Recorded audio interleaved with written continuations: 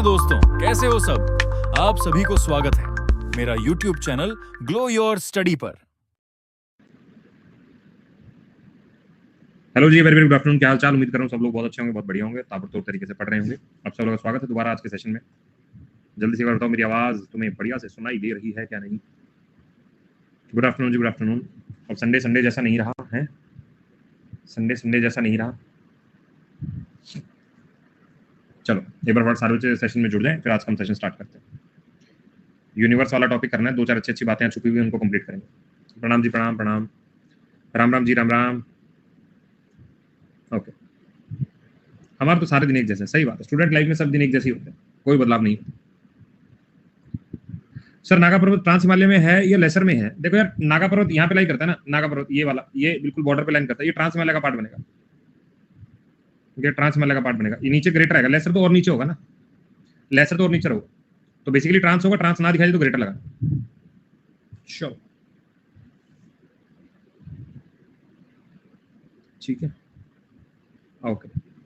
पढ़ लिया? Comment comment नहीं करेंगे सर, हम नहीं सुनेंगे कुछ, ठीक है। गुरु पूर्णिमा, चलो धन्यवाद जी, आप सब लोगों का प्यार इसी तरह बने रहे, ऐसे ही मैं अच्छा पढ़ाता रहूं, आप लोग पढ़ते रहे, फटाफट सेलेक्ट होते रहे, नए स्टूडेंट जुड़ते रहे, पुराने सेलेक्ट होते रहे। धन्यवाद जी। एक क्लास में ग्रेटर बताया था, मैंने कहा ट्रांस को प्रायोरिटी देना, अगर ना दिखाई देती हूँ बिल्कुल बॉर्डर पे, बिल्कुल बॉर्डर पे, बिल्कुल बॉर्डर पे, तो ऐसे करके आप याद कर सकते हो, ठीक है, ऐसे करके याद कर सकते हो, ठीक है। फारदेस्ट जो रहेगा वो सबसे ठंडा रहेगा। चलो जी, अब यूनिवर्स के बारे में शुरू करें। ठीक है,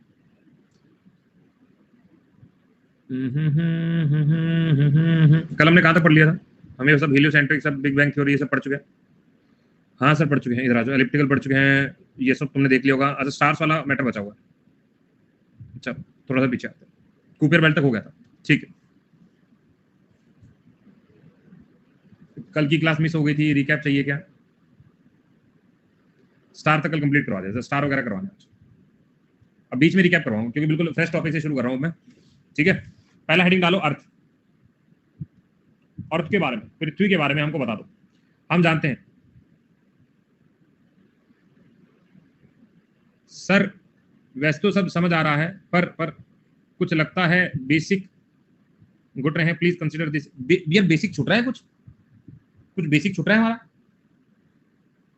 एकदम छोटी छोटी बात तुम्हें बता रहा हूं मैं, उन्हीं को पढ़ो अच्छे से। और क्या करना है हम लोगों को? कुछ नहीं बेसिक बच रहा है, सारा कंसीडर किया जा रहा है, चिंता मत करो। चलो जी, पृथ्वी के बारे में हम लोग बात करते हैं। जब हम अर्थ को देखते हैं, पृथ्वी को देखते हैं, तो दो चीजें समझ में आती हैं कि सर नीला ग्रह, ब्लू प्लेनेट, इसी का नाम है। हाँ सर इसी का नाम है, कई बार इसको ग्रीन प्लेनेट भी बोल देते हैं। हमने कहा बिल्कुल ठीक बात, ठीक है। दूसरी बात, ये ओनली प्लेनेट है जहां पर लाइफ पॉसिबल है, ओनली प्लेनेट जहां पर लाइफ पॉसिबल है, जीवन एकदम पॉसिबल है, बाकी हर जगह लाइफ जो है पॉसिबल नहीं। अच्छा, ये कंसीडर किया जा रहा है कि यार कहीं और जीवन मिल जाए तो मजा आ जाए, भाई पहले यहां तो ढंग से जी लो। अच्छा यहाँ नहीं जी पा रहे, ठीक है कोई बात नहीं। दूसरी पॉइंट याद रखिएगा कि दो चीज आती हैं, एक होता है रोटेशन, मैं बता चुका हूं इसको अच्छे से, एक होता है रेवोल्यूशन। हमेशा ये वर्ड आपको याद रखना है, रोटेशन जो है वो अपने एक्सिस पर होता है, अपने एक्सिस पर होता है। एक्सिस का मतलब क्या हो गया? हमने पृथ्वी बनाई, हमने ये एक्सिस लिया, ये अपने पोल पर यहां घूमती है, यहां घुमाई चल रहा है, यहां सर याद रख लेंगे। और रेवोल्यूशन जो है वो सन के अराउंड होता है, सूरज देवता के अराउंड जब घूमा जाता है तो उसको रेवोल्यूशन बोला जाता है, ठीक बात है सर। रोटेशन जब हमसे पूछा जाता है तो हमने पहले याद किया 365 दिन में एक चक्कर लग रहा है। सर ऐसा कुछ है क्या? एक बार मुझे बताओगे हाँ कि ना? नहीं सर हमें याद आ गया, ये तो बताया नहीं आपने। ये क्या होगा? रोटेशन अपने कक्ष पे चक्कर लगाए तो कितने टाइम में? सर 24 घंटे में, सबको याद है ना? हाँ सर अभी लिख लो, अप्रोक्स 24 घंटा। हमेशा याद रखना, एक दिन मतलब होता है अपने एक्सिस पर चक्कर लगाना। अगर नहीं याद हो पा रहा तो ऐसे करके याद रखो कि सूरज देवता के अराउंड जब हम घूमेंगे तो समय ज्यादा लगेगा। कितना लगेगा? लगभग 365 दिन। हाँ सर हम लोग याद है, हम लोग याद है। अगर एग्जैक्ट पूछेगा तो रोटेशन लिख देना, 23 घंटे 56 मिनट 4 सेकंड, भूलेंगे नहीं सर। अगर रेवोल्यूशन पे उतराएंगे तो 365 दिन 0.25 डेज हम लोग याद कर लेंगे। अगर ये भी याद ना रहे, 365 दिन 1/4, ये भी याद कर लेना, जो तुम्हें अच्छा लगे। अगर ये भी याद नहीं रहेगा, 365 दिन 5 घंटे 48 मिनट 46 सेकंड, ये थोड़ा सा दिमाग में रख लेना। चलो इनमें से जो पेपर मिल जाए वो मुझे याद रखना।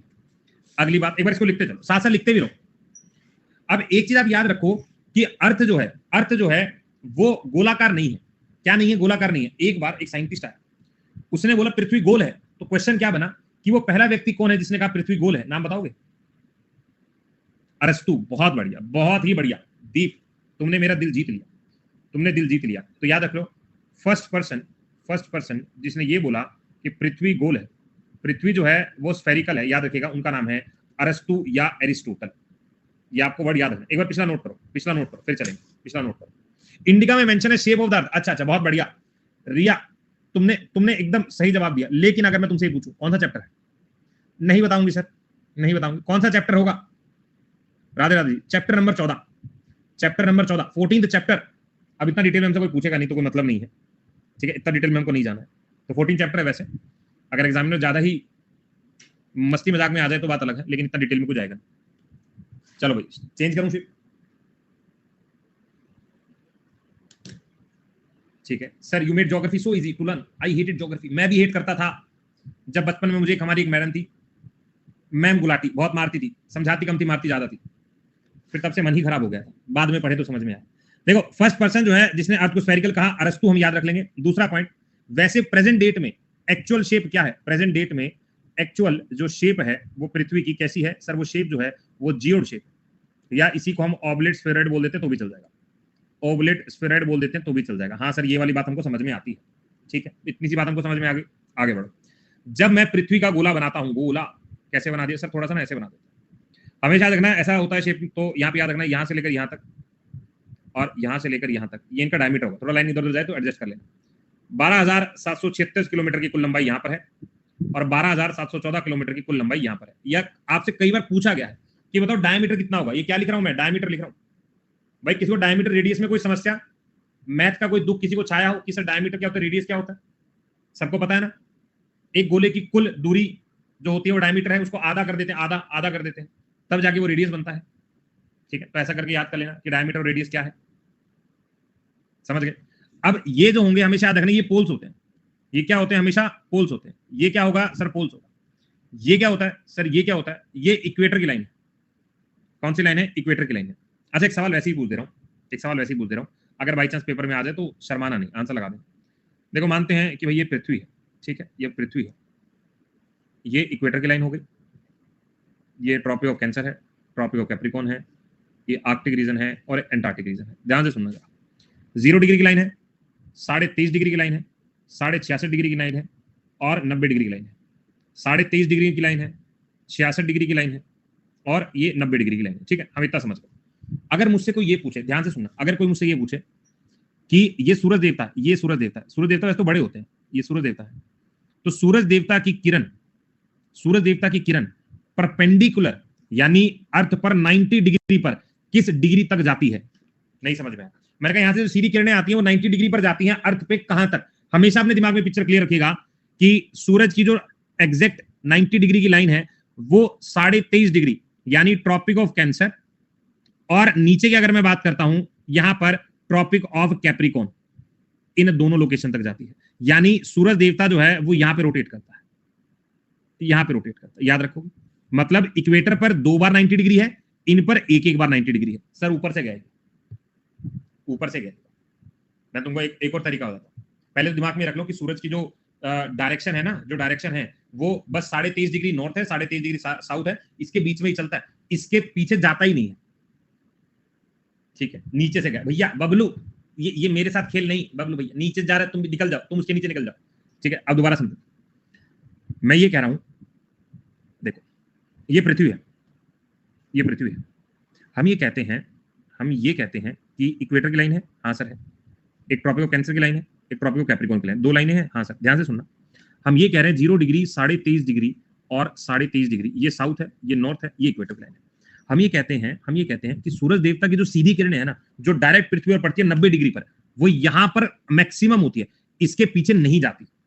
मतलब ऐसे सन जाएगा, देखो सन ऐसे जा रहा है, एक बार इधर जा रहा है, फिर घूम के इधर आ रहा है।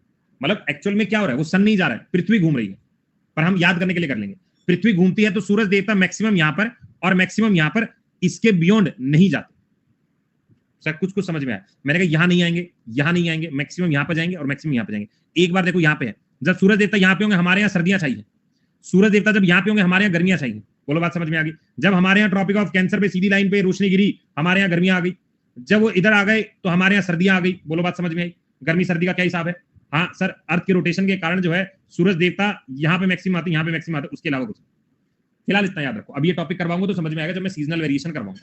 बस उसके अलावा दूसरी जो चीज आपको समझनी है कि यहाँ पर जो रीजन है, यहाँ पर जो रीजन है, इस रीजन को हम ट्रॉपिकल बोलते हैं, ठीक है। अच्छा 90 डिग्री में नहीं आया सर, 90 डिग्री में नहीं समझ में। 90 डिग्री का मतलब होता है, मान लो मैं यहाँ खड़ा हूँ, तुम यहाँ खड़े हो, तो यहाँ से सीधी किरण जाएगी। 90 डिग्री का कौन बना रहा है?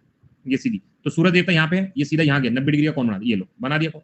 ये 90 डिग्री का कौन। इधर आओ, इधर क्या बना दिया? ये 90 डिग्री का कौन बना दिया। मतलब जहां पे सीधी सीधी रेज आएंगी तो वो वाला है। अब ये इक्वेटर पे तो 2 बार है ना, देखो जब मैं घूम के इधर जा रहा हूँ, इधर जा रहा हूँ, इधर जा रहा हूँ, बीच में पड़ा 2, फिर इधर चला गया, इधर से घूम के जा रहा हूँ, फिर एक बार, फिर पड़ा, फिर इधर आ गया। समझ गए? एक बार और चलो, एक बार और अर्थ सिंप्लीफाई करके देखो, ये समझो, तुम नहीं हो, तुम नहीं हो, तुम सूरज, मैं पृथ्वी, मैं घूम, तो जो तुम्हारी 90 डिग्री पे मेरे पे किरण गिरेगी, ये वाली, ये ट्रॉपिक ऑफ कैंसर है। जब घूम के आऊंगा तो ये ट्रॉपिक ऑफ कैप्रिकॉर्न पे, बस इन दो रेंज के बीच में घूमेगी, इन दो रेंज के बीच में, इससे बियॉन्ड नहीं जाएगी, इससे बियॉन्ड नहीं जाएगी। अगर कुछ भी नहीं समझ में आ रहा है तो एक पॉइंट हल्का से याद कर लो कि सूरज देवता एक बार यहां आते हैं, सूरज एक बार यहां आते हैं, बस इनके बीच में सूरज देवता की सीधी किरणें आती है, और कहीं भी पृथ्वी पर सीधी किरणें नहीं आती। हाँ सर, समझिए, सीधी किरणें सिर्फ यहां पर आती है। जब हमारे यहाँ गर्मी होती है तो यहाँ पर सूरज की किरणें आ रही है, हमारे यहाँ सर्दी होती है तो किरणें यहाँ होंगी, और इक्वेटर पर 2 बार चक्कर लगेगा, एक बार जाते हुए, एक बार आते हुए, सीधी डिग्री यहाँ पे गिरी। बोलो बात समझ में आ गई? हाँ सर समझ में आ गई, ठीक है ठीक है ठीक है, इतनी सी बात। हाँ अब आ गया, नेक्स्ट पॉइंट समझते हैं। देखो हम ये कहते हैं सूरज देवता के बारे में 2-4 अच्छी बातें। देखो क्या क्या है। सबसे पहला मैं कहता हूँ सूरज देवता जो है एकदम एनर्जी का सोर्स है, एनर्जी का सोर्स है, क्योंकि इन्हीं की एनर्जी से बाकी सारे प्लेनेट जो है इनसे कनेक्टेड है। हाँ सर, बाकी सारे प्लेनेट इन्हीं से कनेक्टेड है, ठीक है। हाँ हाँ, मतलब tropic of Capricorn, tropic of Cancer के बीच में सीधी किरणें रहती हैं, बाकी तिरछी जाती है। बस इतना याद, अभी के लिए याद रखो, मैं कराऊंगा पूरा सिस्टम, ये तो मैंने वैसे ही बता दिया। अब हमें क्या, सूरज से जो किरणें आती हैं, इन किरणों को क्या कहते हैं सर? इनको रेडिएशन कहते हैं। इनको क्या कहते हैं? अच्छा कई बार बच्चे ये भी गलत करके आते हैं कि कौन से निकलते हैं, रेडिएशन होता है। सूरज देवता में सबसे ज्यादा मात्रा में पाए जाने वाले गैसेज, एक है हाइड्रोजन और दूसरी गैसवा है हीलियम। एक हाइड्रोजन है, दूसरी हीलियम है, दोनों याद रखेंगे। हाँ सर समझ में आया। अगली पॉइंट सर, यहां से जब कोई रेडिएशन निकलती है, जो किरण निकलती है, पृथ्वी पर आने में कितना टाइम लगता है? इसको टाइम लगता है 8 मिनट, कहीं जगह 16 लिखा हुआ है, कहीं जगह 19 लिखा हुआ है, कहीं जगह 20 लिखा हुआ है। बस आपको याद रखना है कि 8 मिनट सेम होना चाहिए, ऊपर नीचे का वेरी कर जाएगा। बोलो समझ में आई? 8 मिनट 16 सेकंड, 20 सेकंड, 19 सेकंड, ये अलग अलग किताबों में अलग अलग मेंशन है, कहीं इवन 18 सेकंड में लिखा गया। तो इसके लिए फाइट नहीं है, इसके लिए फाइट नहीं है, फाइट सिर्फ 8 मिनट के लिए, सबसे ज्यादा 8 मिनट के लिए, ठीक है ठीक है, इतनी सी बात। बोलो हाँ के ना? हाँ सर समझ गए समझ गए। अगर मैं ये कहूं, अभी अभी ना सूरज देवता को डिटेल में करेंगे, अभी स्टार वाला टॉपिक कराऊंगा, फिलहाल के लिए समझ लो। जब हम यहाँ से बात करते हैं सूरज देवता के बारे में, हमने कहा भाई इतनी देर में टाइम लगता है, इतना ऐसे। अगर मुझसे ये पूछे कि अर्थ का सबसे हाईएस्ट पॉइंट कौन सा है, तो मैं कहूंगा माउंट एवरेस्ट है। और अगर मुझसे पूछा जाए सबसे लोएस्ट पॉइंट कौन सा है, ये तो सबसे ऊंचा पॉइंट है, हाईएस्ट पॉइंट है, सबसे निचला पॉइंट, हाँ जी, सबसे डीपेस्ट पॉइंट, डीपेस्ट पॉइंट, तो भाई घबराना नहीं है, मरियाना ट्रेंच होगा, मरियाना ट्रेंच होगा। ये कहां पे पड़ता है सर? ये पड़ता है हिमालयस में, हिमालयस। और ये कहां पड़ता है मरियाना ट्रेंच? सर प्रशांत महासागर, पैसिफिक ओशन है, लिख लो एक बार। प्रशांत महासागर फिलीपींस के पास, याद है, लिखो एक बार। सन पता लग गया? हाँ सर पता लग गया। रेडिएशन पता लगी? हाइड्रोजन हीलियम पता लग गया? हाँ सर, हाँ हाँ हाँ, ठीक है, डन है। चैलेंजर डी, फिलिपीन, ये सब लिखवा रखा मैंने, लिख लो एक बार। हाइड्रोजन और हीलियम में से ज्यादा कौन सी गैस है? ये ज्यादा होगी, हमेशा याद रखना, हाइड्रोजन ज्यादा है, हीलियम कम है। हाइड्रोजन की मात्रा ज्यादा होती है, हीलियम की मात्रा कम होती है।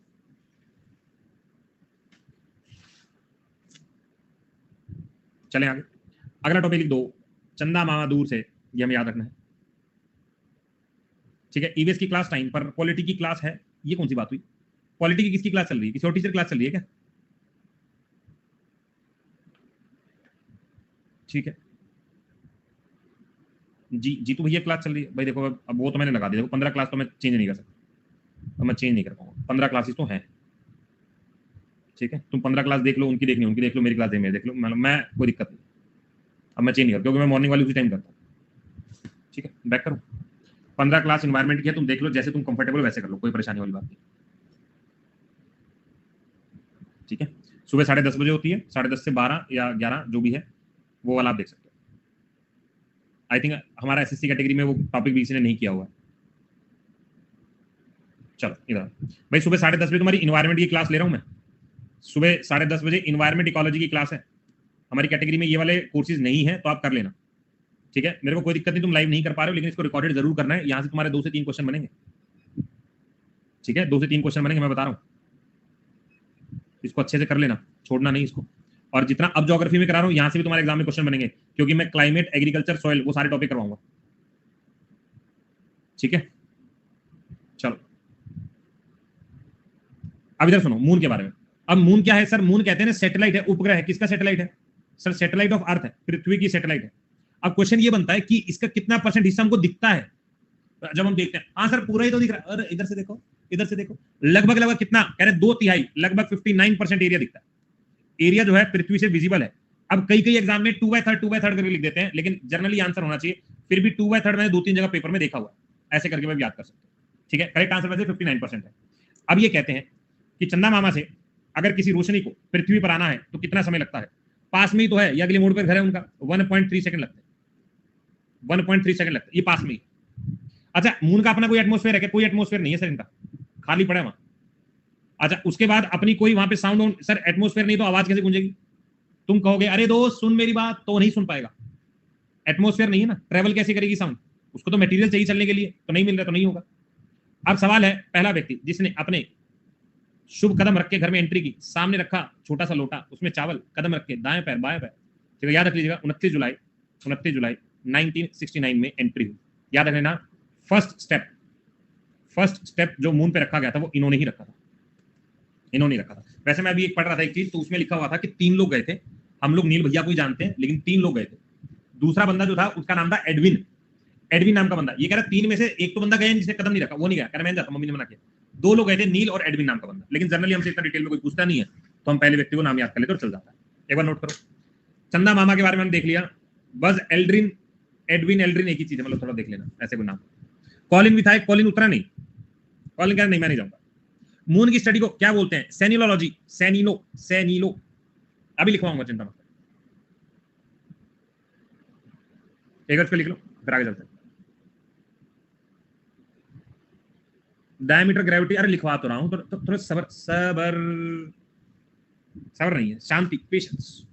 अगर मैं ग्रेविटी के बारे में बात करता हूं तो याद रखिएगा 1/6 ग्रेविटी ऑफ अर्थ। पृथ्वी के अगर ग्रेविटी से कंपेयर किया जाए 1/6 है, 1/6 है। अगर हम डायमीटर से कंपेयर करते हैं, डायमीटर से याद कर लेना 1/4 दैट ऑफ अर्थ। पृथ्वी का डायमीटर जो है 1/4 कर दो, मतलब 12,000 डिवाइड बाय 4 कर दो। हाँ सर लगभग समझ में आ रहा है।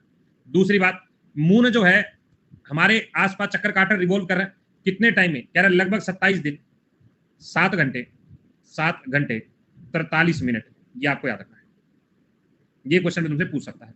अगर हम बात करें जीतू के सवाल के, स्टडी ऑफ मून, मून के स्टडी को हम क्या कहते हैं? तो याद रख लेगा सेनिलोलॉजी, ये लिखो। बोलो बात समझ में? अब तुम्हें एक गुप्त स्टोरी बताऊं, इनकी गुप्त स्टोरी।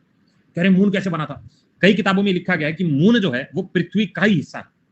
ऐसे बहुत सारी किताबों में मैंने पढ़ लिया कि मून जो है वो पृथ्वी का हिस्सा है। कह रहे कैसे पता चला? कह रहे आसमान में ना एक बहुत बड़ी बॉडी आई, जिस बॉडी को हम थाई बोलते हैं, THEIA। कह रहे थाई बॉडी है, सीधा आई पृथ्वी टकरा ठाई, और टकराने से पृथ्वी का हिस्सा टूट के साइड में चला गया, और वो हिस्सा कह रहे मून बन गया। ऐसा लोग बोलते हैं। इवन लोग ये बोलते हैं कि एक बॉडी आई थी, पृथ्वी से टकराई, और इतना ग्रेविटी का जोर बना, ठीक है, कि वो क्या करने लगी? वो पृथ्वी के अराउंड घूमने लगी, और उस बॉडी का नाम भी थाई है, ठीक है। Revolve around the sun, revolve मतलब होता है किसी के चक्कर लगाना, रिवॉल्व अराउंड द अर्थ, याद रख लेना, ठीक है। अब पता नहीं वो मेरियाना वाले हैं या कौन से हैं, लेकिन थोड़ा सा आप याद रखें, एक बार इसको लिख लो। चलो आगे चलो, मैं नोटेड। चलो भाई वापस से आओ। कह रहे अगर हम बात करते हैं पृथ्वी के बारे में, तो पृथ्वी का अपना कोई वायुमंडल है क्या? हमने कहा बिल्कुल है सर, बिल्कुल है।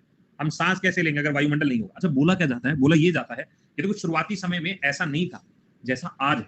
इन्होंने कहा एक गोला है, एक कैसा गोला है? आग का गोला। पहले पृथ्वी ऐसी दिखाई देती थी अर्लियर, पुराने समय में पृथ्वी जो है वो आग का गोला, एक तरह से फायर बॉल। कह रहा इस बोल में जो है अलग अलग तरह के वोल्केनो थे, आग लगी पड़ी है। इन आग के कारण क्या हुआ? मल्टीपल गैसेज रिलीज होना शुरू हुई, मल्टीपल गैसेज जो है वो रिलीज होना शुरू हुई। और तुम्हें पता है कि जब ऐसे आग निकलती है तो उसके अंदर कार्बन डाइऑक्साइड का कंसंट्रेशन ठीक होता है, सल्फर वगैरह देखने को मिल जाता है, बहुत सारा वाटर वेपर देखने को मिल जाता है। तो ये सारी चीजें देखने को मिली। तो इन्होंने क्या कर दिया, इन्होंने यहाँ पर प्लांट वगैरह ग्रो करवा दिए, प्लांट वगैरह ग्रो करने लगे तो यहाँ से रिलीज ऑफ ऑक्सीजन होने लगा, तो धीरे धीरे जो हीट है वो बाहर निकलने लगी, पृथ्वी ठंडी होने लगी, तो गैसेस का जो पूरा स्ट्रक्चर है वो चेंज हो गया।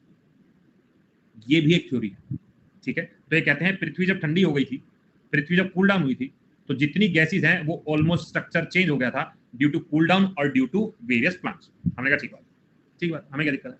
अब हम ये कहते हैं कि एटमॉस्फेयर हमारे आसपास घूम रहा है, कोई कह रहा है कैसे, ये सारी गैसेस उड़ के बाहर क्यों नहीं चली जाती। तुमने सोचा है ये गैसेस जो हमारे आसपास क्यों घूम रही हैं, बाहर क्यों नहीं जा रही हैं। कहते हैं ये जितनी भी गैसेस हैं वो अर्थ के अराउंड इसलिए हैं बिकॉज सर हमने उनको बांधा हुआ है, बिकॉज किसके कारण, ग्रेविटी के कारण, गुरुत्वाकर्षण के कारण जो है ये जितनी भी गैसेस हमको छोड़ के नहीं जा पाती, हम जाने नहीं देंगे, जाने नहीं, तो क्यों नहीं देंगे, ग्रेविटी का जोर है। तो क्या है, बेसिकली अर्थ का एटमॉस्फेयर है और ग्रेविटी उनको बांधा हुआ है, और जो अमाउंट ऑफ गैस है उनमें सबसे ज्यादा जो पाई जाती है, अमाउंट ऑफ गैसेस के अंदर जो मैक्सिमम पाई जाती है वो है नाइट्रोजन। कितना, लगभग सर 78%, कितना है 78%, ठीक है। क्या सर सारे प्लेनेट के अंदर ग्रेविटी है, हाँ यार ग्रेविटी को, तभी तो उनके सैटेलाइट घूम रहे हैं, समझ रहे हो। अगर उनके अंदर कोई जोर नहीं होगा छोड़ के चले जाएंगे, चलो आप अपने घर, समझ रहे हो। अगर नहीं ग्रेविटी होगी, अपना जोर नहीं लगाएंगे तो क्यों रुकेंगे वो, ठीक है। मैं तो छोड़ चली बाबुल, पैसे गाना गा के निकल जाएंगे वो तो, हाँ सर निकल जाएंगे, चलो इधर ध्यान से सुनो। अब अगर हम बात करें एटमॉस्फेयर कंपोज्ड ऑफ, कह रहे गैसेस है, वेपर है और पार्टिकुलेट। पार्टिकुलेट क्या होता है, डस्ट पार्टिकल मान के चलो, हाँ मान लिए, गैसेस है, वेपर है, पार्टिकुलेट है। इधर सुनो जरा, एक बार डायग्राम को देखो। कह रहे सबसे ज्यादा नाइट्रोजन है, कितना सर 78% है, सिंबल याद रख लेना। ऑक्सीजन 20, आर्गन 0.93, कार्बन अभी 0.03 है, लेकिन कार्बन का कंसेंट्रेशन बढ़ चुका है तो 0.04 हो चुका है। Neon, helium, krypton, xenon, hydrogen. अच्छा ये लिखी तो है, लेकिन आपको याद भी इसी ऑर्डर में करनी है। कैसे कि हमने कहा एटमॉस्फेयर के अंदर कौन कौन सी गैसेस पाई जाती हैं, तो लिखेंगे हम सबसे पहले जो याद करने वाले, nitrogen, oxygen, argon, carbon dioxide, neon, helium. कम से कम ये आपको इसी ऑर्डर में याद करनी है। परसेंटेज में 78 है, परसेंटेज में 20 है, परसेंटेज में 0.93 है, परसेंटेज में 0.04 है, लगभग शुरू के 4% भी याद करेंगे। सर मेरा सवाल कहाँ रह गया। कूल डाउन हुआ है बहुत ईयर के बाद, मिलियन बिलियन, हाँ कूल डाउन तो हुआ है, कूल डाउन तो हुआ है। नहीं सर वो नहीं पिछला था सर, पिछला वापस लिख के भेज दो मुझे, वरना मुझे सारा चैट सेक्शन दोबारा देखना पड़ता है, दोबारा लिख के भेज, ठीक है। ये गैसेस समझ में आ गई, इसको लिखने की नीड नहीं है, तुम्हारे नोट्स में ही है, तो दोबारा क्या लिखना, आगे बढ़ते हैं। अब दो चार अच्छी बातें हम लोग पढ़ लेते हैं। सबसे पहले हम गैसेस के बारे में बात करें, सुनना, ठीक है।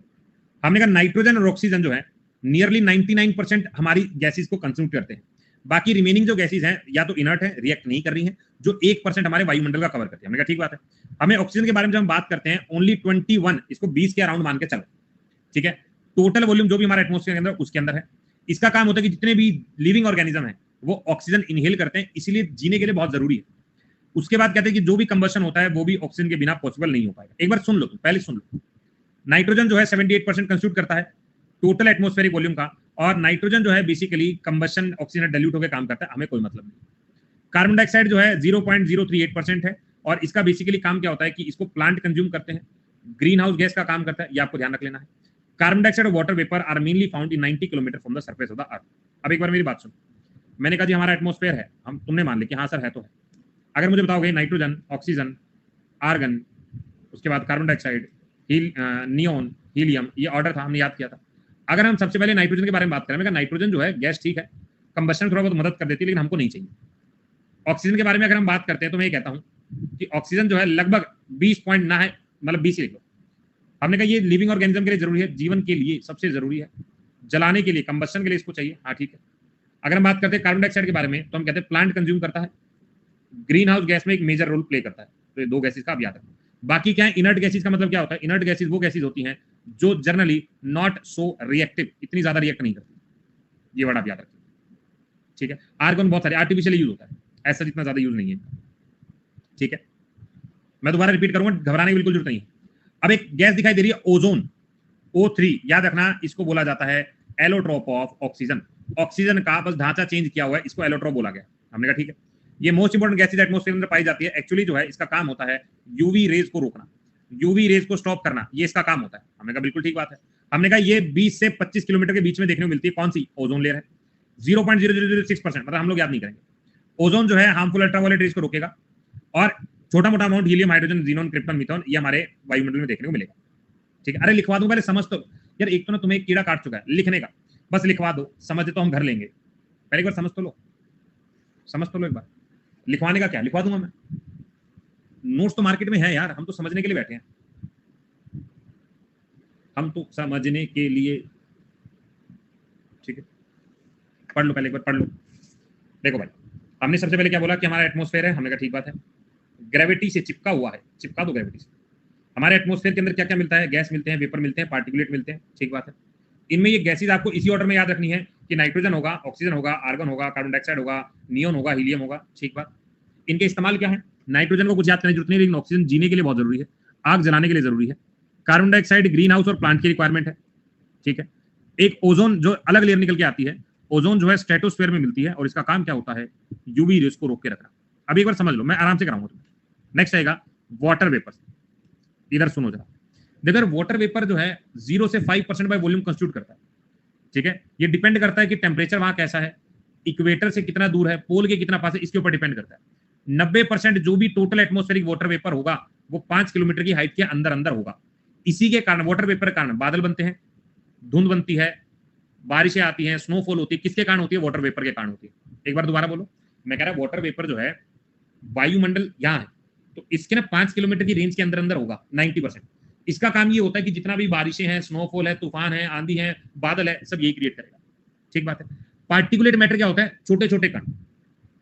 ये देखो बादल यही बनाते हैं, देखो बादल का सिंपल समझो कि जो इवेपोरेट होकर ऊपर जाता है वही टेम्परेचर डाउन की वजह से बादल बन जाता है। जब उस बादल के अंदर ज्यादा पानी इकट्ठा हो जाता है तो वही बरस जाता है।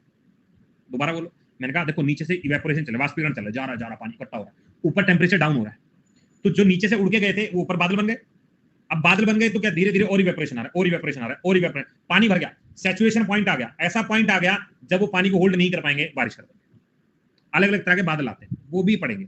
एक तो ना हमारे दिमाग में इतनी ज्यादा सवाल चलते हैं कि हमको रोक ही नहीं पाते, लगाम ही नहीं है, ठीक है। अश्वमेघ यज्ञ की तरह हम अपने घोड़ों को खुला छोड़ देते हैं कि कोई रोकेगा तो देख लेंगे, उनको कोई हाथ देगा तो लड़ लेंगे। तो पहले जितना बताऊं, पहले उसको अंदर उतारो, उसके बाद लड़ेंगे नए सवालों के साथ, ठीक है। चलो नेक्स्ट आओ, पार्टिकुलेट मैटर, इसका क्या मतलब है, इधर आओ जरा। सर पार्टिकुलेट में सॉलिड मटेरियल होता है जो एटमॉस्फेयर के अंदर होता है, जैसे सैंड मटेरियल हो गया, चट्टानों का हो गया, या छोटे छोटे कण हो गए, स्मॉल ऑर्गेनिज्म, पोलन ग्रेन्स, ये जितने भी लेयर हमें नजर में आती है। पार्टिकुलेट मैटर एब्जॉर्ब होता है, रिफ्लेक्ट होता है, स्कैटरिंग करता है, जो भी हमें रेज देखने को मिलती है। फिलहाल मैं इतना याद रखूंगी, पार्टिकुलेट मैटर छोटे मोटे मैटर हैं जो भी आसमान से किरणें आ रही, उन किरणों को रिफ्लेक्ट करने का काम करते हैं, ठीक है, याद रख लो। क्लियर, आओ भाई थोड़ा और आगे चलते हैं।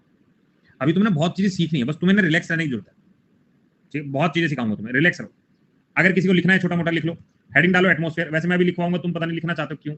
एटमॉस्फेयर याद रख लेना, जब एटमॉस्फेयर करते हैं तो याद रखेगा नंबर ऑफ गैसेज इस एटमॉस्फेयर के अंदर देखने को मिलती है, जिसके अंदर नाइट्रोजन पहले नंबर पर आएगी, सेकंड नंबर पे कौन सी आएगी, एक बार लिखना मेरे साथ, पहले नंबर पर नाइट्रोजन है, सेकंड नंबर पर ऑक्सीजन, थर्ड नंबर पर आर्गन, चौथे नंबर पर कार्बन डाइऑक्साइड, पांचवें नंबर पर सर नियोन है, छठे नंबर पर हीलियम है। बस ये दिमाग में छापो।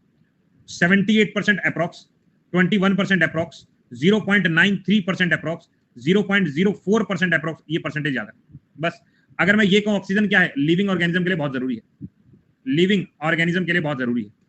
कार्बन डाइऑक्साइड के बारे में बात करते हैं तो ग्रीन हाउस गैस के लिए बहुत जरूरी है, ग्रीन हाउस गैस के लिए बहुत ज्यादा जरूरी है, प्लांट्स के लिए बहुत ज्यादा जरूरी है, याद रखेंगे। ऑक्सीजन कंबशन के लिए जरूरी, जलाने के लिए हमको चाहिए गैस, हम कहा ठीक, ये मेजर पॉइंट, ये मेजर पॉइंट आ गया। इसमें और पढ़ने की जरूरत, ये पढ़ लेना बस पीडीएफ से, इसको लिखने की बिल्कुल भी जरूरत नहीं। अब आ गया, अब आपको ना जब भी आप एटमॉस्फेयर को देखते हो, मतलब खाली बैठो एटमॉस्फेयर को देखो, दो तरह की लेयर आपको दिखाई देती है, एक होती है होमो और एक होती है हेट्रो। कोई बच्चा एक बार बताएगा होमो का मतलब क्या होता है, होमो का मतलब क्या होता है, होमो का मतलब होता है सेम। क्या होता है होमो का मतलब, होमो का मतलब होता है सेम, एक जैसा दिखने वाला। हेट्रो का मतलब होता है अलग अलग, डिफरेंट डिफरेंट चीजें दिखने वाली, ठीक है। तो सबसे पहले अगर कोई मुझसे पूछ रहा है बताओ यार होमोस्फेयर के अंदर कौन कौन सी लेयर आती है, तो देखो याद रखो कि इसके अंदर 3 रीजन आते हैं, ट्रोपो, स्ट्रेटो और मीजो। और मैं गारंटीड कह रहा हूं अगर क्वेश्चन पेपर में आ जाए ना, 90% लोग गलत करके आएंगे कि होमोस्फेयर के अंदर कौन कौन सी लेयर आती हैं, हमें पता ही नहीं होगा। ध्यान से सुनो, हमने क्या बोला कि होमोस्फेयर जो है ये लोअर सेगमेंट में मिलता है एटमॉस्फेयर के अंदर, और बेसिकली 3 रीजन इसके अंदर कवर किए गए, ठीक है। देखो ट्रोपोस्फेयर, स्ट्रेटोस्फेयर और मीजोस्फेयर, तीनों लेयर याद रखोगे। अभी हम लेयर भी एक बार देखेंगे। अब हम सबसे पहले बोलते हैं ट्रोपोस्फेयर के बारे में। पहले एक बार लेयर देख लें, फिर उसके बाद तुम्हें समझ भी आने लगेगा। देखो जी, ये होती हैं पृथ्वी के ऊपर जो वायुमंडल है उसकी लेयरों का नाम, उसकी लेयर्स का नाम। सबसे नीचे जो लेयर आती है इसको बोलते हैं हम ट्रोपोस्फेयर। अब मुझे एक चीज अपनी कॉमन सेंस से लगा के बताना, ये पृथ्वी है, बादल है, ये पहाड़ है। अब ट्रोपोस्फेयर के अंदर सबसे ज्यादा गैसेज होंगी या सबसे कम गैसेज होंगी? सबसे ज्यादा होंगी या सबसे कम होंगी? सबसे ज्यादा होंगी ना, क्योंकि ग्रेविटी का जोर यहाँ सबसे ज्यादा है। ये खींच के यहाँ मार दूं तो यहाँ रखूं तो यहाँ पे ग्रेविटी का जोर ज्यादा है, तो यहाँ पे नंबर ऑफ गैसेज भी तो ज्यादा होंगी। हाँ सर सही बात है, नंबर ऑफ गैसेज भी ज्यादा है। तो मैंने कहा ट्रोपोस्फेयर क्या हो गया, नंबर ऑफ गैसेज सबसे ज्यादा यहाँ पे होंगी, और पृथ्वी के सबसे पास वाला जो सतह होगी वो भी यही होगी। नेक्स्ट आएंगे, सेकंड पे आती है स्ट्रेटोस्फेयर। अभी दिमाग नहीं लगाना है, जो बोल रहे हैं वो सुनते रहो। सेकंड लेयर क्या आएगी? स्ट्रेटोस्फेयर आएगी, ये है स्ट्रेटोस्फेयर। नंबर 2, नंबर 3 पर आएगी मीजोस्फेयर। नंबर 4 पे आइनो बोल सकते हो, थर्मो बोल सकते हो। नंबर 5 पे आएगी एक्सोस्फेयर। एक बार इस डायग्राम को देखकर जो दिमाग में आए पहले वो देखते हैं। मैंने कहा अगर नॉर्मल जहाज उड़ाना है, नॉर्मल कोई मेट्रोलॉजिकल वाला बैलून उड़ाना है, नॉर्मल गैसेज देखनी है, नॉर्मल वाटर वेपर देखना है, वो मुझे इसी लेयर के अंदर दिखाई दे रहा है सर, ट्रोपोस्फेयर के अंदर। जहाज उड़ रहे हैं, बैलून उड़ रहा है, ये हल्का फुल्का दिखाई दे रहा है। आ गया स्ट्रेटोस्फेयर के अंदर क्या हो गया, अगर बड़े जहाज हो, जेट प्लेन हो, या जो ऊंचे बैलून हो, वो मुझे स्ट्रेटो में दिखाई देगा। हाँ सर इतना समझ में आया। और थोड़ा आगे चलते हैं। मीजो के अंदर मुझे दिखाई दे रहा है ऐसे मेटियोर दिखाई दे रहे हैं। हाँ सर ये तो वही है जो हमने कल पढ़े थे। हाँ इसी लेयर के अंदर ज्यादातर जलते हुए नजर आते हैं। कौन सी लेयर है? मेटियोर लेयर, मीजोस्फेयर वाली। ठीक है, क्लियर। थर्मो के अंदर आप ध्यान से देखना, आपको एरोरा वर्ड दिखाई दे रहा है, यानी आसमान में जो रंग बिरंगा कलर दिखाई देता है, जो आपको आजकल सुनने को मिल रहा होगा कि नॉर्वे में दिखाई दे रहा है या कहीं भी दिखाई दे रहा है, वो थर्मोस्फेयर लेयर के अंदर या आइनो के अंदर दिखाई देता है। और एक्सो क्या होता है? सैटेलाइट हमें दिखाई दे रहे हैं, हमारे कोई शिप जा रहा है, स्पेस शिप, वो दिखाई दे रहा है, ये एक्सो के अंदर होगा। अभी दिमाग में छप गई 5 लेयर। वापस से टॉपिक पे आते हैं। सबसे पहले मैंने वर्ड बोला हेमोस्फेयर या होमोस्फेयर। होमोस्फेयर का मतलब ये हो गया कि ये लोअर सेगमेंट होगा जहां पर 3 रीजन मेनली होते हैं, ट्रोपो, स्ट्रेटो और मेसो। हमने कहा ठीक। ट्रोपोस्फेयर सबसे निचला सदन जो है अर्थ के वेदर क्लाइमेट में काम करता है। अब मुझे एक चीज बताओ, एक वर्ड होता है वेदर, एक वर्ड होता है क्लाइमेट, इनमें कोई अंतर है क्या? ये सेम ही है, इनमें कोई अंतर या सेम ही है? वेदर का सिंपल सा मतलब ये होता है कि जो रोजमर्रा में हम लोग चीजें देखते हैं, आज का वेदर कैसा है, कल का वेदर कैसा है, परसों का वेदर कैसा है, एक महीने का पहला वेदर कैसा था। तो वेदर क्या हो गया? जो हम फ्रीक्वेंटली चेंज होते हुए डेली बेसिस पर देखें उसको हम वेदर कहेंगे। ये इंडिया का क्लाइमेट कैसा है, क्लाइमेट का मतलब हो गया 10 से 15 साल का उन्होंने एवरेज जब हम चीजें देखें तो उसको हम क्लाइमेट कहते हैं। भारत का क्लाइमेट जो है वो ट्रॉपिकल और टेम्परेट होगा। हाँ ये ठीक है, आज का टेम्परेचर, आज का वेदर, आज मौसम बढ़िया है, आज मौसम मतलब वेदर होगा, वो वेदर होगा। तो मतलब मेरे कहने का ये मतलब है कि जितना भी वेदर फिनोमिना टुक प्लेस होगा वो कहां पे होगा? जहां पे गैसेस है, जहां पे हम देख सकते हैं, वो होगा ट्रोपोस्फेयर के अंदर। जितना भी वेदर फिनोमिना, जितना भी अर्थ का वेदर लेयर होगी वो ट्रोपोस्फेयर के अंदर होगी। सही बात है। It contains nearly all weather condition, जितनी भी वेदर कंडीशन इसी के अंदर होगी। अगर हम ये कहें जितना हम ऊपर जाएंगे उतना टेम्परेचर डाउन होगा। सर कैसे पता चला आपको? कैसे पता चला? देखो अब मैं बैठा हूं दिल्ली, मैं कह रहा बहुत ज्यादा गर्मी है, बहुत ज्यादा गर्मी है, मैं अभी इसको रुकना, श्रुति अभी वाला टॉपिक पढ़ना नहीं है, अभी नहीं पढ़ना, इसको अभी छोड़ दो, मैं जब पढ़ाऊंगा तब समझ में आएगा। तो ये वाला है, हम दिल्ली बैठे हैं, मैं जा रहा हूँ शिमला, मनाली, कसौली, मैं जैसे ही एल्टीट्यूड हाई करूंगा तो मुझे वहां ठंड का एहसास होने लगा। क्यों? क्योंकि जितना मैं एल्टीट्यूड ऊपर जाता हूं उतना टेम्परेचर नीचे गिरता है। हाँ सर समझ में आ गया, ठीक है, जितना मैं ऊपर जाता हूं उतना टेम्परेचर नीचे गिरता है, ये बात भी समझ में आ गई। आगे बढ़ते हैं। स्ट्रेटोस्फेयर जो होती है वो मिडल रीजन होता है होमोस्फेयर का, बीच में आता है स्ट्रेटो लेयर, हमने अभी पढ़ा था, ट्रोपो, स्ट्रेटो और ऊपर आएगा मीजो। ठीक है, मीजोस्फेयर जो है वो टॉप लेयर है होमोस्फेयर की, इनमें से सबसे ऊपर वाला लेयर जो होमोस्फेयर है, अर्थ के सरफेस से लगभग 80 किलोमीटर का एरिया कवर करता है। स्पेस में ठंड होगा, मतलब अभी रुक जाओ, अभी अपनी शक्तियों को रोको। ठीक है, तो हमने क्या बोला, अर्थ जो है लगभग 80 किलोमीटर तक हम होमोस्फेयर फील कर रहे हैं, मतलब यहाँ पे लगभग गैसेज जो एग्जैक्ट दिखाई दे रही है, ज्यादा में दिक्कत वाली बात नहीं है। ठीक है, नेक्स्ट पे अब आता है नेक्स्ट हेट्रोस्फेयर। हेट्रोस्फेयर बेसिकली जो है separate out by molecular diffusion, increasing latitude, lighter species biome, abundant. इतना सारा हमें क्या मतलब करना है? हमें करना है कि थर्मोस्फेयर और एक्सोस्फेयर की जो लेयर है उसे हेट्रो के अंदर काउंट करते हैं। थर्मोस्फेयर जो है वो बॉटम ऑफ हेट्रोस्फेयर आती है, एक्सोस्फेयर जो इसके टॉप पे आती है। 80 से लेकर लगभग 10,000 किलोमीटर की रेंज जो है वो हेट्रो का काम करती है। 80 से लेकर 10,000 किलोमीटर की रेंज हेट्रो का काम करती है। अब इसको समझने का काम करते हैं, एक एक लेयर को समझेंगे फिर तुम्हें डिटेल में पता चलेगा। ट्रोपो, स्ट्रेटो, मीजो, थर्मो और एक्सो, ये हमारे पास लेयर है। चलो एक बार सिंपल डायग्राम समझने की कोशिश करें, आओ जरा।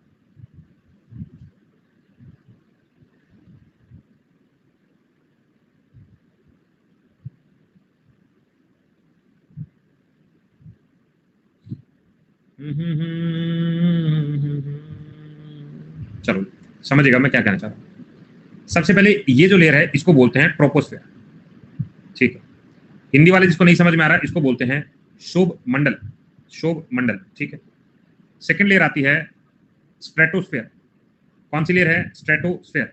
इसे बोलते हैं समताप मंडल, समताप मंडल। चलिए, नेक्स्ट आती है मीजोस्फेयर। मीजोस्फेयर का सीधा सा मतलब क्या होता है? मीजोस्फेयर का मतलब होता है मध्य मंडल। कौन सा मध्य है? मध्य मंडल हो।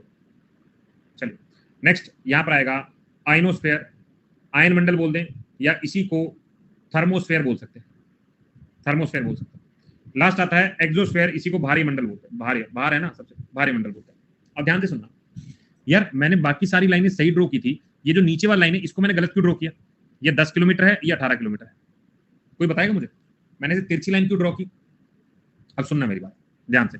मैं ये कहता हूं, जब कोई चीज गर्म होती है, जहां पे टेम्परेचर ज्यादा होता है, वहां पे गैसेज ऊपर जाएंगे नीचे रह जाएंगे? दोबारा बोलो। मैंने कहा जहां पे टेम्परेचर ज्यादा होगा वहां पे गैसेज जो है वो ऊपर जाएंगे नीचे रह जाएंगे? सर ऊपर जाएंगी।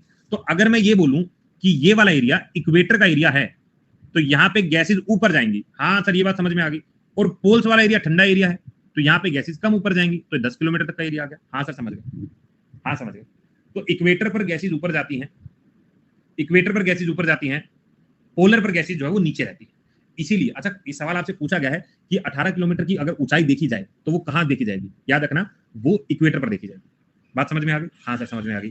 थोड़ा आगे समझिए। मैं ये कह रहा हूं कि ये जो लेयर है इसके अंदर मैक्सिमम गैसेज है। हाँ सर मैक्सिमम गैसेज है। इसके अंदर सबसे ज्यादा वेदरिंग फिनोमिना, हाँ सर यही होगा। सबसे ज्यादा वाटर वेपर्स, हाँ सर यही होगा।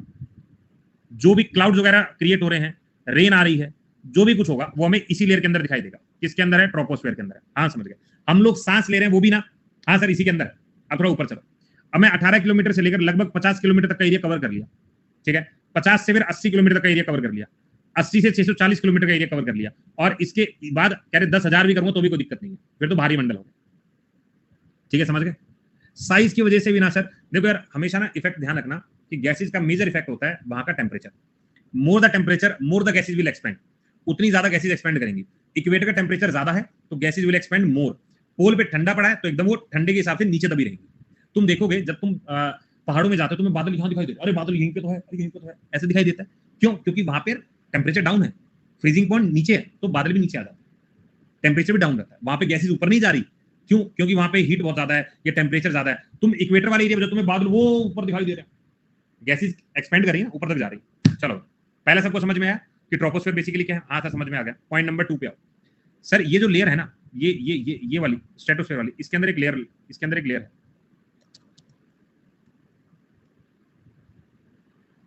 इसके अंदर एक लेयर है। इस लेयर को हम लोग क्या बोलते हैं? इस लेयर को बोलते हैं ओजोन लेयर। क्या बोलते हैं? Ozone layer. अच्छा एक चीज हो, एक चीज हो, जब मैं ट्रोपोस्फेयर के अंदर ऊपर की तरफ जाऊंगा, ऊपर की तरफ जाऊंगा तो टेम्परेचर कम होगा या बढ़ेगा? जैसे मैं ट्रोपोस्फेयर के अंदर ऊपर जा रहा हूं, ऊपर जा रहा हूं, ऊपर जा रहा हूं, ऊपर जा रहा हूं, बढ़ेगा या कम होगा? एक बार बता दो मुझे सर। कम होगा, ठीक है। तो हमेशा पहला पॉइंट याद रखिएगा, टेम्परेचर विल फॉल, टेम्परेचर कम होगा, ठीक है। जैसे ही मैं स्ट्रेटोस्फेयर के अंदर एंटर कर रहा हूं, यहां पे मैं एंटर कर रहा हूं, तो टेम्परेचर कम होगा बढ़ेगा? अब टेम्परेचर कम होगा या बढ़ेगा? मैं एक लेयर से दूसरी लेयर में जा रहा हूं, कम ही तो होगा, अभी तो कुछ चेंज ही नहीं है। मैं जितना ऊपर जा रहा हूं उतना कम हो रहा है। हाँ sir, again temperature will fall, temperature कम हो रहा है। अब ध्यान से सुनना, सन की ना रेडिएशन आ रही है, सन की रेडिएशन आ रही है, ये आ रही रेडिएशन, ये रेडिएशन आ रही है। ये एक लेयर है, कौन सी लेयर है? ओजोन की लेयर है। अगर किसी चीज पर रेडिएशन लगातार आएंगी और वो इस रेडिएशन को एब्जॉर्ब कर रहा है, किस लिए? ताकि यूवी रेज को एब्जॉर्ब किया जाए। तो अगर कोई चीज सूरज की किरणों को एब्जॉर्ब करेगा तो उसका टेम्परेचर बढ़ेगा। हाँ सर बढ़ेगा। क्या होगा सर? टेम्परेचर बढ़ेगा। तो सेकंड पॉइंट क्या है? इस ओजोन लेयर के बाद टेम्परेचर जो है स्ट्रेटोस्फेयर का बढ़ेगा। बात समझ गए? क्यों बढ़ा? ड्यू टू ओजोन की एब्जॉर्प्शन के कारण, ठीक है। समझ में आगे बढ़ने का क्या कारण है? पॉइंट नंबर 2, पहला पॉइंट हमने देख लिया। अब ये कह रहे हैं कि जब हम जहाज उड़ाते हैं, हाँ सर बादल आ रही होती है, बादल आता है। तो अगर आपसे पूछा जाए कि बड़े जहाज या बड़े जेट कहां उड़ाए जाते हैं, तो याद रखिएगा स्ट्रेटोस्फेयर जो है नो क्लाउड जोन है, नो क्लाउड जोन। तो यहाँ पे कोई क्लाउड नहीं है, तो जेट या बिग प्लेन्स अगर उड़ाने हैं तो कहां उड़ाए जाएंगे? तो हमारे स्ट्रेटोस्फेयर के अंदर उड़ाए जाएंगे। याद रखोगे 100% यूवी रेज एब्जॉर्ब करता है, 100% तो नहीं कहेंगे, लेकिन हार्मफुल ज्यादातर को एब्जॉर्ब कर लेता है, ठीक है। बोलो बात समझ में आ गई? सर आ गई, सर आ गई है। चलो पॉइंट नंबर 3, अब टेम्परेचर बढ़ रहा था, लेकिन एट अ सर्टेन पॉइंट हम लोग ये चीज तो जानते हैं कि जैसे जैसे हम ऊपर की तरफ जाएंगे तो टेम्परेचर तो घटेगा ही घटेगा। तो अब मैं सर्टेन पॉइंट के बाद जब मीजोस्फीयर में एंटर करता हूं ना, तो टेम्परेचर घट जाता है, कम होता है। ठीक है, ओजोन कितना किलोमीटर पर है ओजोन वाला? भाई ओजोन बस यहां से कवर करते ही तुम्हारा ये वाला एरिया 10-12 किलोमीटर कवर करोगे, जैसे 18 है तो जैसे ही 10 किलोमीटर कवर करते हो तो ओजोन शुरू हो जाएगा। ठीक है, 18 से तुम 25-30 पर आओगे तो ओजोन शुरू हो जाएगा, एंटर करते ही है, क्योंकि ज्यादा बड़ी लेयर नहीं है। अब आ गया यहाँ पे टेम्परेचर डाउन होने का कारण पता लग गया, क्योंकि अगेन हम लोग ऊंचाई पे जा रहे हैं, ठंड बढ़ेगी, ठंड बढ़ेगी, यहां से समझ में आ गया। अब इसके अंदर आपको याद रखना है कि यहां पर जितने भी मेटियोर्स होंगे उनका एब्जॉर्प्शन होगा। और एक चीज और, यहां पर हम लोग मिनिमम टेम्परेचर फील करते हैं, ये याद रख लेना, बहुत कम टेम्परेचर हो जाता है। तो हमने क्या बोला कि मेटियोर्स को हम यहां चलते देखते हैं मीजोस्फीयर के अंदर। सर अच्छा लग रहा है, अब सुनो, अब जैसे आवाज कम कर लो यार, अब जैसे ही मैं नेक्स्ट लेयर में जाऊंगा तो मुझे एक चीज बताना, यहां पे टेम्परेचर कम होगा या ज्यादा? यहां पे टेम्परेचर कम होगा या ज्यादा? भाई ऑब्वियस सी बात है, जैसे हम एल्टीट्यूड टू एल्टीट्यूड जाते हैं तो टेम्परेचर बहुत कम होना चाहिए, बहुत कम, लेकिन यहां टेम्परेचर बढ़ता है, यहां टेम्परेचर बढ़ता है। क्यों बढ़ता है? यहां पे ना बहुत सारे आयन है, नाम क्या है? आयनोस्फेयर, आयन मंडल, आयन्स हैं, पॉजिटिव नेगेटिव चार्ज हैं। और ये चार्ज क्या काम करते हैं? ये रेडियो सिग्नल ट्रांसमिट करने का काम करते हैं, और इन्हीं के कारण यहां पर हीट प्रोड्यूस होती है, चार्ज क्रिएट होता है, जिससे टेम्परेचर बढ़ जाता है। ठीक है, अगली बात, इसी रेंज के अंदर हमें एरोरा दिखाई देते हैं, एरोरा, एरोरा बोरलिस, एरोरा ऑस्ट्रेलिस। इसका मतलब क्या है? इसका मतलब मैं तुम्हें बता देता हूँ, आसमान में ना अलग अलग तरह की किरणें दिखाई देती हैं, अलग अलग तरह के रंग। मैं बताऊं तुम्हें कैसे, एक सेकंड।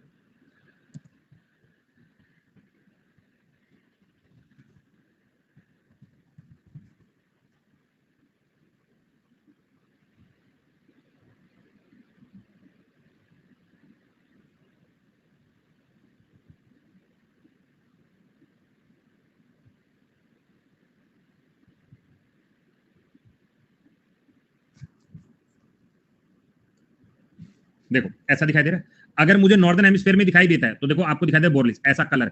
ये कलर कहां है? ये कलर कहां है? ये नॉर्दर्न हेमिस्फीयर का कलर है, ये रहा। और अगर मुझसे साउदर्न पूछा जाए तो उसको ऑस्ट्रेलिस बोला जाता है, ये साउदर्न का कलर है। तो ये सारा रीजन मुझे कहां पे दिखाई देता है? ये आइनोस्फेयर में दिखाई देता है। कहां दिखाई देता है? आइनोस्फेयर में दिखाई देता है। बोलो बात क्लियर होगी? हाँ, a kind of reflection scattering आपको देखने को मिलती है। ठीक, बात समझ में आ गई कि मैंने क्या बोला था? क्लियर है? अब नेक्स्ट आ जाओ। नेक्स्ट आता है एक्सोस्फेयर। अब जैसे मैं यहां से यहां एंटर करूंगा तो अब टेम्परेचर घटेगा या बढ़ेगा? यहां टेम्परेचर घटेगा या बढ़ेगा? ठीक है, तो याद रख लेना, यहां पे अब टेम्परेचर घटेगा। ठीक है, तो आपने एक चीज ध्यान की कि पहले टेम्परेचर घटा, फिर बढ़ा, फिर घटा, फिर बढ़ा, और लास्ट में घटा। टेम्परेचर अल्टरनेट बेसिस पे काम कर रहा है, घटता बढ़ता वैसे काम किया। बात समझ में आई? ठीक है, अब ध्यान से एक और पॉइंट सुनना, जब भी मैं एक लेयर से दूसरी लेयर में एंटर करता हूं, जब भी मैं एक लेयर से दूसरी लेयर में एंटर करता हूं तो एक वर्ड यूज करता हूं, उस वर्ड को बोलता हूं पोज। ठीक है, मैं एक लेयर से दूसरी लेयर में एंटर करूंगा, मैं वर्ड लिखूंगा पोज, मैं वर्ड लिखूंगा पोज, मैं वर्ड लिखूंगा पोज। तो जब भी पोज का मतलब क्या होता है? जब हम मूवी देख रहे हैं, अरे यार पोज कर दे भाई, रोक दे, रोकने का मतलब चेंज आ रहा है, चेंज आ रहा है। तो जब मैं पहली लेयर से दूसरी लेयर में जा रहा हूं तो इसको बोला जाता है प्रोपोपोज। जब मैं स्ट्रेटो से मीजो में जाता हूं इसको बोला जाता है स्ट्रेटोपोज, इसको बोला जाता है मीजोपोज, इसको बोला जाता है आइनोपोज, और लास्ट वाली को एक्सो, बोलो ना बोलो चल जाएगा। बोलो बात समझ में आ गई? ठीक है, बेसिकली इसका काम क्या होता है? Connect to universe, connect to universe, ब्रह्मांड से जोड़ने का काम करता है, ब्रह्मांड से जोड़ने का काम करता है। बोलो जी, अच्छे समझ में आ गया? अच्छे समझ में आया? अब इसकी थोड़ी थ्योरी पढ़ लेते हैं, इसको ड्रॉ कर लो अगर ड्रॉ करना चाहते हो तो। आज नहीं है 10 बजे वाली क्लास यार। सैटेलाइट होते हैं कि इसमें देखो यार, सैटेलाइट जो है वैसे तो आउटर स्पेस में होते हैं, यहां पर हम लोग क्या करते हैं, इस लेयर के अंदर सैटेलाइट उड़ाते हैं, इस लेयर के अंदर आर्टिफिशियल सैटेलाइट जो है इन लेयर के अंदर उड़ा देते हैं। चलो भाई उड़ो उड़ो, यहां पर हम सैटेलाइट उड़ा देते हैं, ऐसा करके थोड़ा याद कर। एरोरा बस पोल्स पे ही देखने को मिलता है यार, जनरली एरोरा जो है पोल्स के थ्रू है, क्योंकि वहां लेयर नीचे होते हैं, ठंड होती है तो इजीली दिख जाता है। जो सनलाइट है सबको क्रॉस करते हुए, तुम यहां खड़े हो ना, तुम्हें भी तो लग रही है, लग रही है ना? हाँ सर लग रही है, तो सबको क्रॉस करते हुए यहां आता है, बस उसके अंदर अल्ट्रावायलेट रेज को ये रोकता है। एरोरा के साइड में क्या लिखा है? एरोरा बोरलिस और ऑस्ट्रेलिस, जो इस यहां पर दिखाई दे रहा होगा, ऑस्ट्रेलिस और बोरलिस, ये लिखा है यहां पर, ये रेडियो सिग्नल लिखा है। ठीक है, बेसिकली स्कैटरिंग है लाइट का, लाइट का स्कैटरिंग।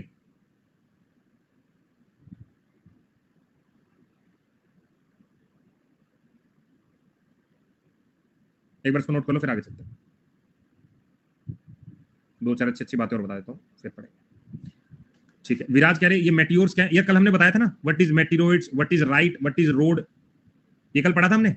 कॉमेट क्या है, एस्ट्रॉइड क्या है, ये कल डिटेल में पढ़ा। जिसने नहीं देखा एक बार कल वाला वीडियो जाकर देख। यार नेक्स्ट कोर्स अभी तो शुरू हुआ है, सुबह 10:30 बजे, आज पहली क्लास थी उसकी। जिसने नहीं देखा जाके देखो, आज पहली क्लास इन्वायरमेंट की हुई है, इकोलॉजी इन्वायरमेंट की आज ही हुई है, जाके देखो। हाँ आज हुई थी सुबह 10:30 बजे, डेली 10:30 बजे होगी। इसी को पढ़ो। अभी 15 दिन में तुम्हारा ज्योग्राफी खत्म है, इन्वायरमेंट खत्म है। ठीक है, ये पूरे महीने में इन दोनों को खत्म कर दूंगा मैं। नेक्स्ट महीने इकोनॉमिक्स शुरू करूंगा और तुम्हारा प्रैक्टिस बैच शुरू करूंगा। चलो भाई, अब दो चार अच्छी अच्छी बातें और पढ़ते हैं। इधर आओ। इन्वायरमेंट का स्टार्ट हुआ है सर, ये तो होता ही नहीं एसएससी में। क्या आप संडे को भी पढ़ाएंगे? पढ़ लो, संडे को पढ़ा रहा हूं तो पढ़ लो।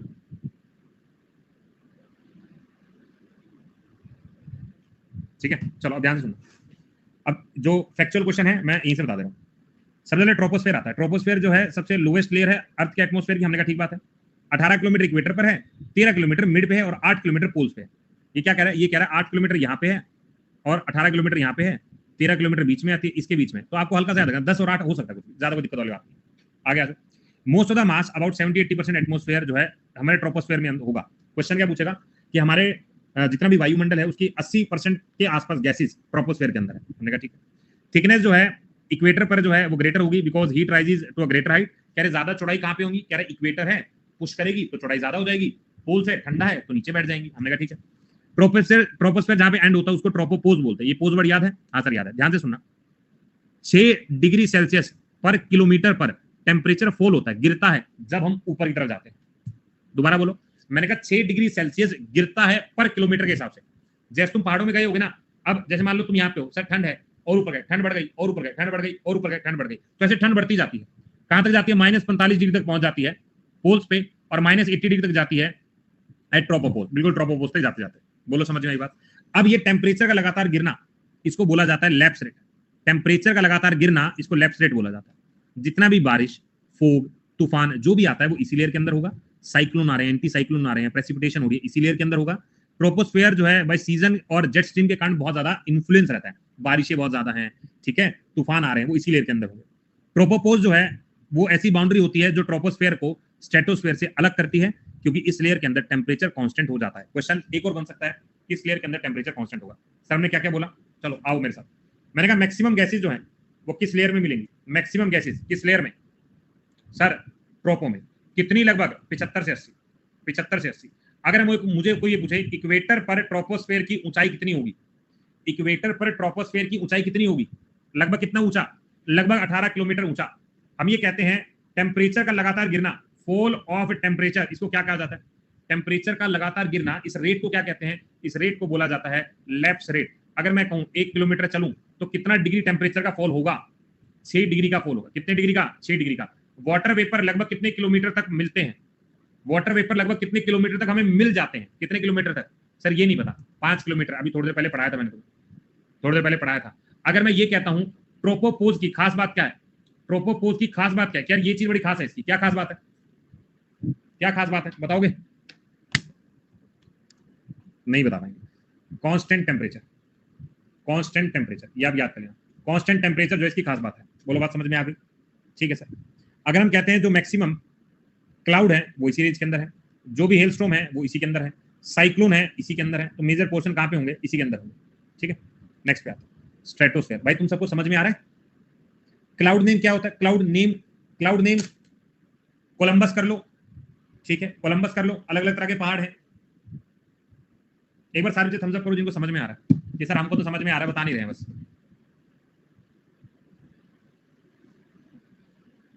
ये बच्चे इतनी थम्स अप आ रहे हैं क्या? पार्ट है वो भी अलग अलग बता दूंगा मैं, कराऊंगा अभी।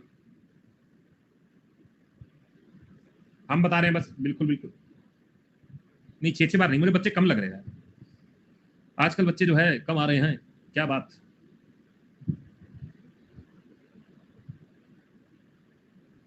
ये नोट करने हैं क्या? ये लिखवाए तो अभी लाला, ये देखो सारी यहीं पे हैं। ये तो मैं तो रिवीजन कराई तुम्हारी। ठीक है, वीकेंड है ना सर, इसीलिए गर्मी की वजह से। इधर आ जाओ, नेक्स्ट आओ, स्ट्रेटोस्फेयर। भाई तुमने देखो ऐसी बात नहीं है एटमॉस्फेयर पहले नहीं पढ़ा हुआ, लेकिन एटमॉस्फेयर हम थोड़ा ज्यादा डिटेल में देख रहे हैं तो घबराना नहीं, ठीक है। लेकिन पेपर के लिए सफिशिएंट है, पेपर के लिए सफिशिएंट है, अच्छे से कर लोगे तो बढ़िया रह जाओगे। इधर आओ, स्ट्रेटोस्फेयर के बारे में अगर हम बात करते हैं, ठीक है, अगर हम बात करें 50 किलोमीटर तक की रेंज है। हाँ सर 50 किलोमीटर तक की रेंज है,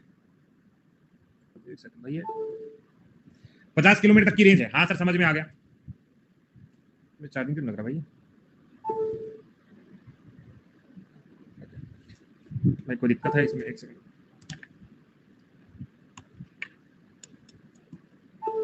मैटर हो गया, बंदे भेजो, ऐसा है क्या?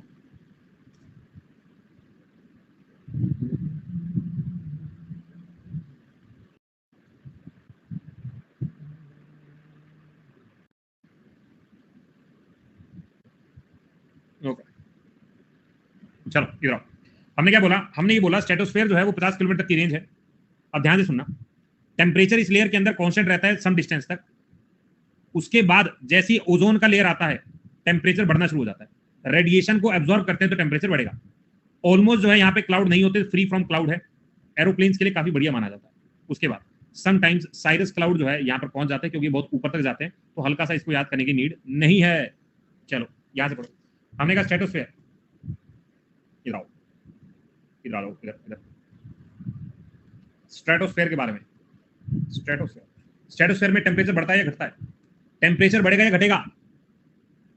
बढ़ेगा या घटेगा? भाई पता नहीं है हमको, पहले घटेगा फिर बढ़ेगा। ओके, इसके अंदर ओजोन लेयर मिलती है। कौन सी लेयर मिलती है? Ozone layer. ओजोन लेयर किसको ब्लॉक करने का काम करती है? ओजोन लेयर किसको ब्लॉक करने का काम करती है? सर अल्ट्रा वायलेट रेज को ब्लॉक करने का काम करती है। दूसरा सवाल, ओजोन लेयर को मेजर करने के लिए डॉब्सन डॉब्सन यूनिट का इस्तेमाल किया जाता है। डॉब्सन यूनिट का इस्तेमाल किया जाता है फॉर मेजरमेंट, याद रखोगे, फॉर मेजरमेंट। हो गया सर, हो गया। स्ट्रेटोस्फेयर अगर हम बात करते हैं स्ट्रेटोस्फेयर के बारे में, क्लाउड फ्री जोन है, क्लाउड क्लाउड फ्री जोन, ठीक है, बस इतना। नेक्स्ट आ जाएगा मीजोस्फेयर, 50 से 80 किलोमीटर की range, minimum mark -90 degree Celsius हमें देखने को मिलता है। अगर हम बात करते हैं यहाँ पे दो चीज आपको याद रखनी है बस, मेटियोर्स, मेटियोर्स ये आप याद कर लेना, क्वेश्चन ये आएगा तो यही आएगा पेपर, मेटियोर्स ये वर्ड याद रखना, ठीक। आ गया थर्मोस्फेयर और आयनोस्फेयर, वैसे तो एक ही है, थोड़ा सा लेयर का डिमार्केशन। अब ध्यान से सुन लेना तो याद हो जाएगा। अगर मैं 80 से 400 किलोमीटर तक चलूं तो उसको आयनोस्फेयर कहते हैं, ठीक है। रेडियो ट्रांसमिशन है, सर समझ गए। Person will not feel harm warm because of the thermosphere extremely low pressure, Aurora observe किया जाता है। क्या वर्ड किया जाता है? एरोरा। हो गया सर याद। आयनों के बारे में बात करें, लेयर मुझे समझ में आ गई, इलेक्ट्रिकली चार्ज है, कॉस्मिक, गामा, एक्स सब देखने को मिलता है, बस इतना ही, इतना ही। वापस पढ़ो, थर्मो आयनोस्फेयर की लेयर है। एक बार मुझे बताना, अगर मैंने एक लेयर बनाई, ये ट्रोपो है, ये स्ट्रेटो है, ये मीजो है, अब इसमें से नीचे वाली लेयर और ऊपर वाली लेयर कौन कौन सी होगी? ये एक्सोस्फेयर है। नीचे वाली ये लेयर कौन सी होगी सर? कौन सी होगी? ये वाली लेयर मीजो होगी सर, मीजो। ये आयनो है मेरे लाल, आयनोस्फेयर। और ये वाली थर्मोस्फेयर, ये थर्मोस्फेयर है। तो याद रख लेना, अगर कोई ज्यादा डिटेल में जाने लगे, 80 किलोमीटर से लेकर 400 किलोमीटर तक की रेंज, फिर 640 किलोमीटर की रेंज, ये रेंज आपको डिवाइड करके रखनी। अब याद रख लोगे? अब याद रख लोगे? सर कितना ही करवा, हम तो भूल ही जाएंगे। नेक्स्ट आओ भाई, एक्सोस्फेयर, सबसे ऊपर वाला लेयर है, 400 किलोमीटर से ऊपर वाला जो एरिया वो इसके पास है, हाइड्रोजन हीलियम हमें देखने को मिलता है। ये लेयर जो है स्पेस के साथ हमें कनेक्ट करती है। बस हो गया खत्म, हो गया, हो गया, हो गया। चलो एटमोस्फेयर से दो चार बढ़िया बढ़िया सवाल, क्या तुम तैयार हो? क्या तुम तैयार हो दोस्तों एटमोस्फेयर के सारे सवालों का जवाब देने के लिए? चलो भाई यहां लिख लेते हैं, स्ट्रेटो है, मीजो है, ट्रोपो है, आयनो है, एक्सो है। मैक्सिमम गैसेस इनमें से किस लेयर में होगी? मैक्सिमम गैसेस,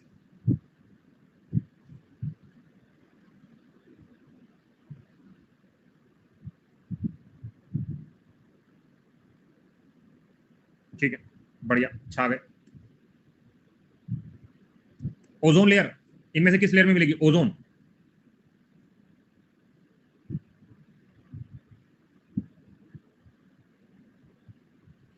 ठीक है, समझ गया। स्पेस से कनेक्ट करने वाली कौन सी लेयर होगी? हमें स्पेस से कनेक्ट कर रही है ये वाली लेयर, कौन सी लेयर है? बहुत बढ़िया। अरे रे रे, गड़बड़ हो गई। आ रहा हूं। नेक्स्ट मुझे बताना, cloud free zone. Cloud free zone वैसे तो ऊपर वाले सारे ही, लेकिन क्वेश्चन आया तो यही आंसर लगाना।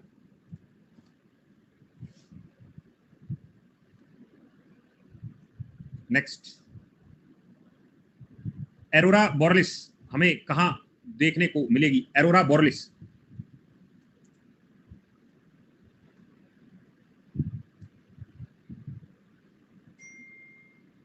बहुत अच्छे से थोड़ा बेकार। वाटर वेपर्स हमें किस लेयर के अंदर देखने को मिलेगा? वाटर वेपर्स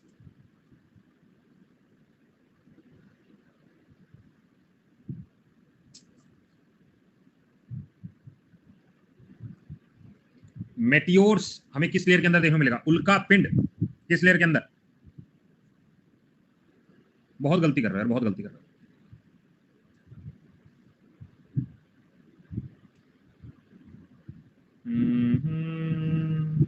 चलो एक और सवाल, रेडियो सिग्नल्स किस लेयर के अंदर होगा? रेडियो सिग्नल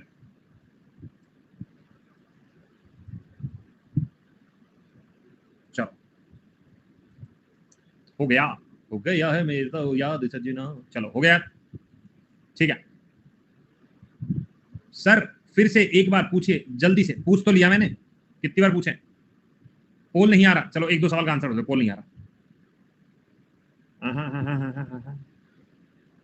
जेट उड़ाने के लिए, जेट उड़ाने के लिए सबसे बढ़िया लेयर कौन सी है? जेट उड़ाने के लिए बहुत बढ़िया।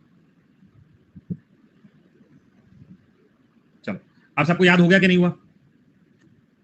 सबको याद हो गया, ये हो गया। चलो ठीक है, अब चलते हैं नेक्स्ट टॉपिक के ऊपर। नेक्स्ट टॉपिक है अर्थ क्रस्ट। अर्थ के, अब एटमॉस्फेयर देख लिया, अब हम इंटरनल पार्ट देखेंगे। अब लीडर बोर्ड दिखा दूं, देखोगे? सच्चाई देख लो।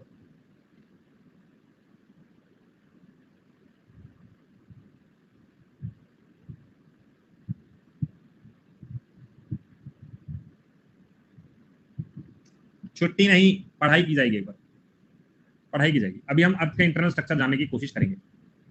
कितने लोग ऐसे थक गए? कितने लोग ऐसे थक गए? शरीर नींद आ रही, नींद आ रही, थम्स अप कर रहे हैं बेशर्मो। ये रेमो सर से पूछो ना, मैं कैसे बता सकता हूँ? ठीक है, मैं कैसे बता सकता हूँ, तुम खुद बताओ। ठीक है, जो थक गया थम्स अप करो, जो थक गया। टूट गया सर, मैं तो टूट गया। मैं पानी पी लेता हूँ, इतने तुम भी 2 सेकंड सांस लो।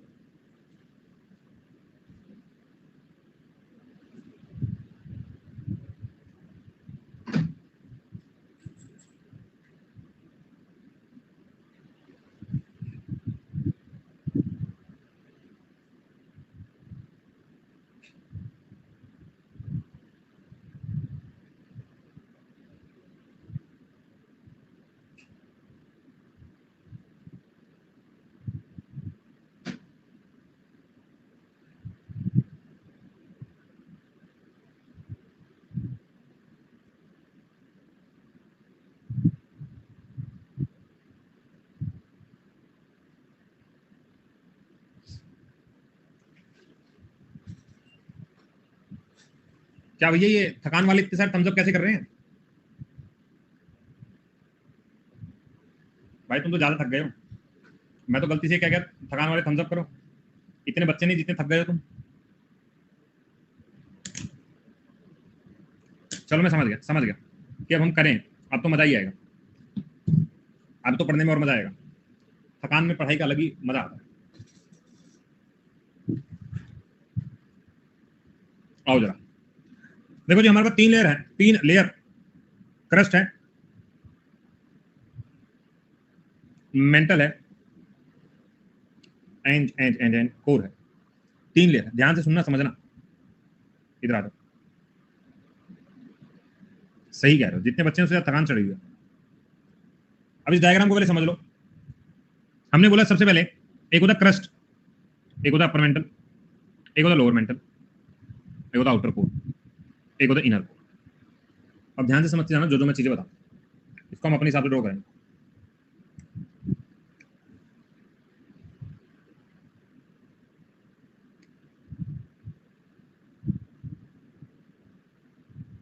देखो जी,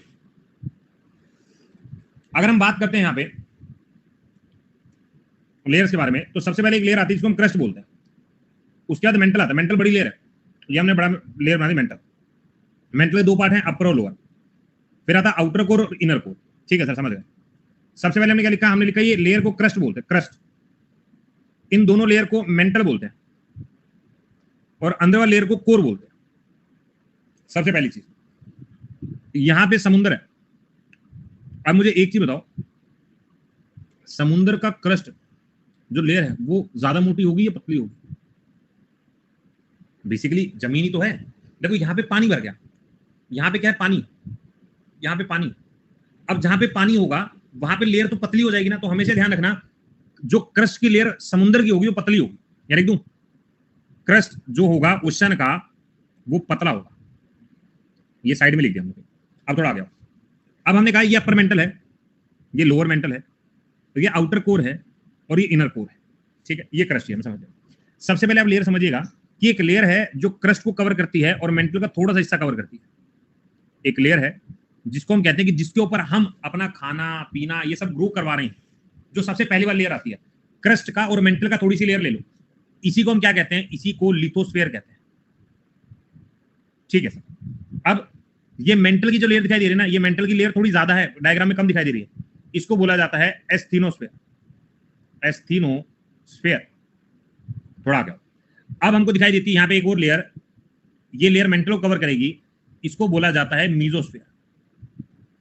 ठीक है, और जो लास्ट कोर को कवर करती है इसको बोला जाता है बैरिस्फीयर। क्या बोला जाएगा, बैरिस्फीयर। ये तीन लेयर याद कर लो, लिथो, एस्थीनो, मीजो और बैरी। इनको याद कर लो यार। ठीक है, अब ध्यान से सुनते जाना। अब बेसिकली है तो ये प्लेट ही, बेसिकली है तो ये प्लेट ही ना। हाँ सर, प्लेट मतलब प्लेट इन द सेंस नहीं समझे सर। प्लेट मेरे कहने का ये मतलब है कि यहां से लेकर यहां तक जमीन एक प्लेट है और वो प्लेट ट्रेवल कर रही है पानी के ऊपर। ऐसे ही तो होता है। हमने कहा था पेंजिया है, पेंथालासा है, वो टूटा था, कॉन्टिनेंट बने थे, यही तो सारी चीजें पड़ी थी हमने। तो मैं उसी की गहराई की तो बात कर रहा हूँ अभी कि क्रस्ट है, मेंटल है, कोर है, वही तो है। हाँ सर वही है। अब ध्यान से सुनना, इनकी ना अपने पर्टिकुलर कुछ किलोमीटर होते हैं। किलोमीटर कैसे, जैसे मैं क्रस्ट का किलोमीटर कवर करता चलूं तो लगभग 34 किलोमीटर का एरिया है। अगर मैं वही मेंटल को कवर करता चलूं तो लगभग 2900 किलोमीटर का एरिया यहाँ पे कवर होगा। 2900 किलोमीटर का एरिया हमारा यहाँ पे कवर होगा। कहाँ पे, यहाँ पे कितना कवर होगा, लगभग 5155 किलोमीटर का एरिया, और यहाँ पर 6371 किलोमीटर का एरिया। ये लगभग एक हमें आइडिया रखना है, लमसम। ठीक है, अब मुझे एक चीज बताओ, इतनी गहराई तक मुझे पता कैसे चला कि ये अर्थ का क्रस्ट इतना गहरा है? कैसे पता चला? कोई है तरीका? हाउ डू आई नो, मुझे कैसे पता चला कि अर्थ जो है इतनी किलोमीटर डीप में है? कैसे पता चला?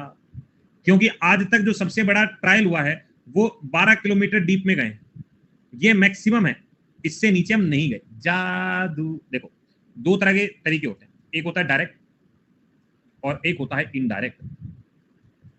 एक होता है इनडायरेक्ट। डायरेक्ट जो है हमने खुदाई कर ली, हमने देख लिया भाई इतना ये वो से आइडिया लग गया। एक होता है इनडायरेक्ट, बेसिकली जैसे वोल्केनो हमको मदद करेंगे, अर्थक्वेक हमको मदद करेंगे, अर्थक्वेक की अलग अलग तरंगे मदद करेंगे। इनसे हमें एक अजम्पशन है, एक बस तुक्का है, तुक्का कि इतना सब कुछ होगा गहरा पे। ये बात वहां पे आपको याद है। ठीक है, एक तुक्का चाहिए, क्या ये होगा, बस कैलकुलेटेड तुक्का है, कैलकुलेटेड तुक्का है। अगर कोई मुझसे पूछ ले, अब ध्यान से सुनना सवाल, mantle core crust, crust mantle core, core mantle crust, mantle crust और कोर, इनमें से करेक्ट ऑर्डर कौन सा होगा?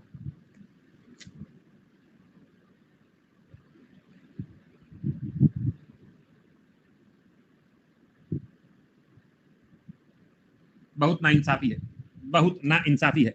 तुम्हें पता ही नहीं लगा, समझे नहीं। मैंने कहा कि अर्थ के क्रस्ट के अंदर साइज तो है, ये साइज के हिसाब से कौन कितने किलोमीटर का एरिया कवर करता है, ये तो 34 किलोमीटर का सबसे कम है, उसके बाद ये और मैक्सिमम एरिया ये कवर करेगा। तो याद रखना हमेशा हमेशा मेंटल सबसे ज्यादा, फिर कोर और फिर क्रस्ट, साइज में ये ऑर्डर होगा। अच्छा अब याद आया, अगर मैं पूछूं 80 किलोमीटर, 20 किलोमीटर 1%, 84 किलोमीटर 13 किलोमीटर 2%। चलो ये तो ऐसे याद करवा, ऐसे याद करवा, मैंने बहुत ये तो कंफ्यूजिंग क्रिएट, मतलब आपको ना याद कर लेना है, आपको याद कर लेना है कि अगर कोई मुझसे पूछे ना, कोई अगर मुझसे पूछे, यहाँ पे लिखो मेंटल, यहाँ पे लिखो कोर, यहाँ पे लिखो क्रस्ट। तो मेंटल लगभग 84% कवर करेगा, लगभग 13 to 14% कवर करेगा, और लगभग 1 से 3% कवर करेगा। ये परसेंटेज में भी मुझे पता होना चाहिए, परसेंटेज मुझे पता होना चाहिए। बोलो बात समझ में आ गई? हाँ सर समझ में आ गई, अब आ गया। अच्छा एक चीज समझना, ये कहते हैं कि अगर मैं पृथ्वी की सतह के, इस सतह के लगभग 100 किलोमीटर तक जाऊं ना, तो टेम्परेचर में कुछ ज्यादा फर्क नहीं आता। क्या बोला? मैं ये कह रहा हूं, ध्यान से सुन लेना पहले मेरी बात। अगर मैं 100 किलोमीटर तक अंदर जाता हूं, अर्थ के अंदर जाता हूं, अर्थ में डेप्थ में जाता हूं, तो मुझे टेम्परेचर ना गिरता हुआ नजर आता है। ऐसा कुछ दिखाई दे रहा है क्या तुम्हें? हाँ नहीं सर, नहीं गिरेगा नहीं सर, गिरेगा नहीं, बढ़ेगा। क्या होगा? बढ़ेगा। कैसे? कह रहे हर 32 मीटर पर 1 डिग्री सेल्सियस बढ़ जाएगा। लेकिन जब मैं 100 किलोमीटर को क्रॉस करता हूं, तो यहां पे रैपिड चेंज है। यहां पे क्या है? Rapid change in temperature. तो अब सुनना मेरी बात, जो 100 किलोमीटर तक का एरिया होगा ना, इसी को लिथोस्फेयर बोला जाता है। और अगर 100 किलोमीटर लिथोस्फेयर है, तो लिथोस्फेयर एक तो क्रस्ट का पार्ट बनेगा और एक मेंटल का पार्ट बनेगा। क्यों? क्योंकि क्रस्ट तो सिर्फ 34 किलोमीटर तक का तो है, तो इन दोनों को अगर मैं मिलाऊं तो इसी को लिथोस्फेयर बोलूंगा। और मेंटल का भी कौन सा पार्ट? सर अपर मेंटल वाला पार्ट। कौन सा पार्ट? अपर मेंटल वाला पार्ट। बोलो बात समझ में आई? हाँ सर, अब लिथोस्फेयर वाला पॉइंट तो समझ में आ गया कि 100 किलोमीटर तक जो एरिया है वो लिथोस्फेयर होता है। और लिथो का मतलब ही क्या होता है? चट्टान। यानी मुझे ज्यादातर जो चट्टाने हैं वो इसी लेयर के अंदर देखने को मिलेगी। सर समझ गया, सर समझ गया। बोलो किसी बच्चे को यहां तक कोई डाउट? किसी बच्चे को यहां तक कोई डाउट?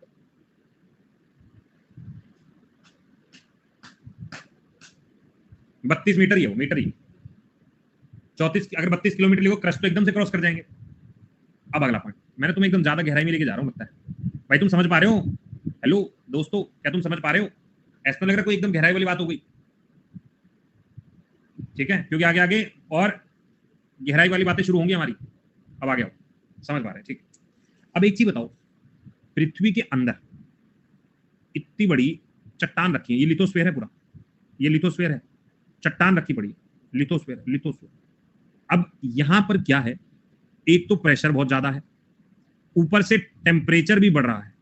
और ये कौन सी लेयर है? ये वो मेंटल की लेयर है जिसको हम एस्थीनोस्फेयर बोल रहे हैं, जिसको हम लोग एस्थीनोस्फेयर बोल रहे हैं। अब ध्यान से सुनना, जहां पे टेम्परेचर भी ज्यादा, प्रेशर भी ज्यादा, तो एक बात दिमाग में सोचो, इतना ज्यादा टेम्परेचर, इतना ज्यादा प्रेशर, तो यहां पे जो मेटीरियल होगा वो होगा सेमी सॉलिड। क्या होगा? वो होगा सेमी सॉलिड। यानी जब साइंटिस्ट ने खोज की होगी तो इन्हें पता लगा होगा 100 किलोमीटर वो चट्टान है, उसके बाद सेमी सॉलिड मटेरियल आ रहा है, क्योंकि यहाँ पे क्या है? टेम्परेचर प्रेशर बहुत ज्यादा है। तो अगर कोई मुझसे पूछेगा एस्थीनोस्फेयर के अंदर आपको किस तरह का मटेरियल देखने को मिलेगा, तुरंत हम कहेंगे सर सेमी सॉलिड। कैसा होगा? Sir semi solid. बोलो बात समझ गए? सर समझ गए, सर समझ गए। आगे आ जाओ। सर ये कौन सा पार्ट है? ये मेंटल का पार्ट है, ये मेंटल का पार्ट है। जब मैं कोर में जाता हूँ तो कोर का ये जो हिस्सा होता है, जो ये वाला, वो होता है लिक्विड, और जो आउटर कोर होता है वो होता है सॉलिड। ये अपने दिमाग में छाप लो, ये अपने दिमाग में छाप लो मैंने क्या क्या बोला। तो अगर मैं पूरा स्ट्रक्चर बनाऊं, ये मेरा पूरा स्ट्रक्चर, ध्यान से सुनना।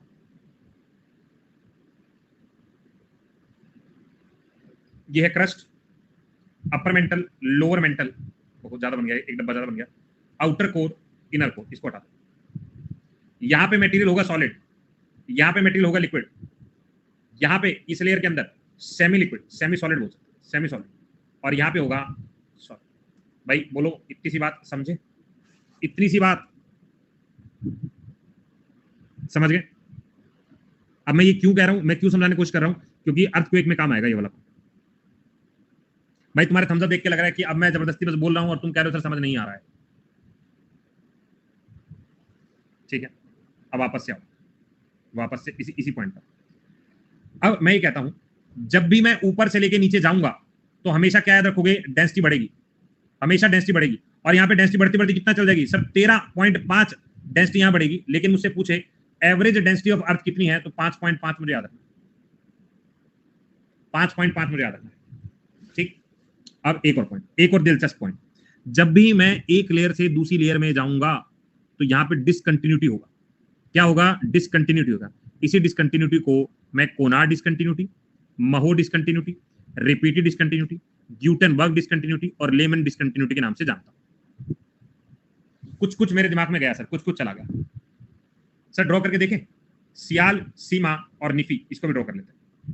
एक बार एक ड्रॉ करते हैं और उसके बाद एक रिवीजन करेंगे फिर अच्छे से।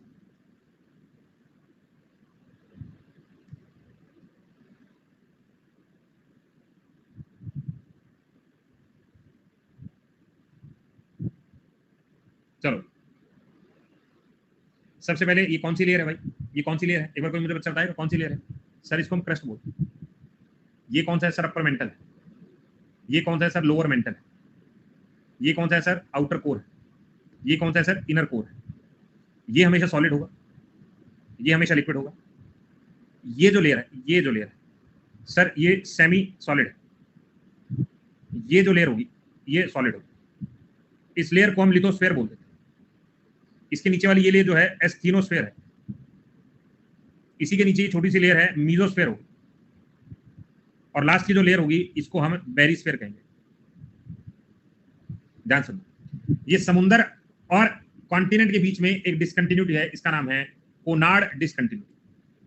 क्रस्ट और मेंटल के बीच में डिसकंटिन्यूटी है, नाम है महो डिसकंटिन्यूटी। मेंटल और मेंटल के बीच में डिसकंटिन्यूटी है, इसको बोलते हैं रिपीटेड डिसकंटिन्यूटी।